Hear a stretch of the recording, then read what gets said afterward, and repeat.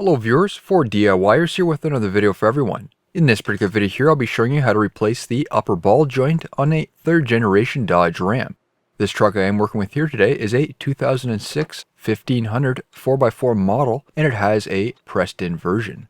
Depending on the severity of the ball joint, you may notice clunking when driving, wandering, irregular tire wear, and in this case, I can use a pry bar to demonstrate the play in the joint while the truck is still on the ground. First is elevating the vehicle, and use a jack stand as a safety, then remove the wheel. Considering I use a control arm to jack up the truck, I took the weight off the suspension so the steering knuckle is free. This can be done without removing the control arm. You may or may not have a cotter pin to remove. This will depend on the style of ball joint which is currently in your vehicle. Using a 21mm socket and a 1/2 inch drive ratchet, remove a nut. A Johnson bar can also be used for added leverage. Considering this is an aluminum steering knuckle, do not hit it with a hammer. You can crack the casting, and it would require replacement. I tried a pickle fork, but wasn't able to get a good bite on the joint, so instead I used a ball joint separator. Due to the rubber boot, it can be a bit tough to push it into place. Here I'm using my OEM Tools deadblow hammer, model number 25517. These come in a 3-piece set, and this is one of the many examples where they can be used. Forcing the tool into place with a rubber exterior and a steel shot weight inside, they can provide great force without damaging the surface they're coming in contact with.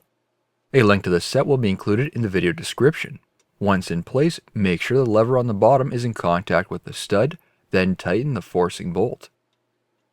When the joint breaks free, you'll notice it right away. Just make sure you're working in a safe position so you won't get hurt by the disconnection. Safety glasses are certainly recommended too. Even when the joint is broken free, you can see there is excessive play. A new joint will move, but the movements will be very firm. Using snap ring pliers, remove the snap ring that holds the joint into place. I won't be removing the control arm as mentioned earlier. The replacement will be done just as is. If you decide to remove the control arm, keep in mind that you'll have to preload the rubber bushings on the frame mounting points. With my ball joint press, the fender liner does cut back some of my workspace as there isn't enough room for the jack screw. Unfortunately, my ball joint press doesn't have the required adapters to position the jack screw under the ball joint. Remove the 8mm bolts holding on the liner. Push the liner in towards the engine, it'll drop down, and then remove. The ball joint needs to be pushed up out of the top of the control arm to be removed, and this can be seen by the flange of the top side. You'll most likely need to remove the rubber boot on the ball joint so you have a properly seated spot for the adapter. Pick the correct size adapters. I'll show you in a moment what my setup was for reinstalling the ball joint. At the top, the sleeve needs to be larger so the ball joint flange has a free space to move. I'd recommend using safety glasses as a safety precaution. Apply oil to the jack screw threads. I typically use gear oil for this so it's able to move freely with no binding. Tighten the jack screw, and you'll know right away when that ball joint is broken free. Remove the ball joint press, and finally remove the old ball joint. Clean up around the mounting surface and hole with the wire brush. This will remove any debris which may cause installation issues. Here's a new ball joint, and as you can see, the dust boot is removable. This will get installed after. As for the sleeves and adapters, the ball joint now needs to be pushed into place. Therefore, it needs an installation sleeve or adapter which can push on the rear. On the opposite side, the ball joint needs clear space to move freely into position. This sleeve will only have contact on the control arm. I have one custom sleeve which I made from thick wall stainless steel tubing as I had clearance issues on a previous project, and this can be used here too. Make sure any dirt around the area is cleaned away. The grease on the ball joint is exposed without the boot, so you don't want any contaminants getting in there. Put the ball joint into place. Considering the press can't open up wide enough, the ball joint will need to be started into the control arm. So I used an adapter on the top side for now to get it partially started. Once in place, then finish up with a sleeve and adapter. Tighten the jack screw, pushing the joint fully into place. No lubrication is needed on the control arm. The flange and the top of the ball joint assembly needs to be tight against the control arm.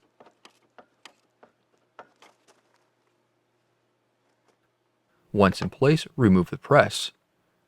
This isn't a serviceable ball joint, meaning there's no grease fitting. I found the grease to be a bit on the limited side, so I did apply a little more before installing the boot. Using the correct size sleeve, I push the boot into place.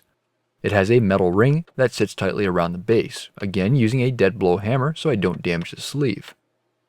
Next is installing the supplied snap ring using snap ring pliers. This may be a bit harder with the boot installed. Ensure it is seated all the way around on the groove for the ball joint. Angle the ball joint into the control arm, then jack up the steering knuckle to push everything into place. You'll most likely need to pull the control arm down, then start the castle nut. Now is tightening the castle nut. The new nut requires a 22mm socket. The torque specification for the castle nut is 40 foot-pounds or 54 Nm. Align the slots of the castle nut with the hole, then insert the cotter pin and bend over the ends using pliers. Reinstall the wheel. The torque specifications for the 22mm lug nuts is 135 foot-pounds or 183 Nm. New videos are released every week on my channel. Be sure to hit that thumbs up button. It's a huge help to me, and leave a comment below if you found this tutorial helpful. Don't forget to follow my social media pages such as Facebook, Instagram, and Twitter to keep up to date with my latest projects. And if you're not a subscriber, be sure to hit that subscribe button. Thank you for watching.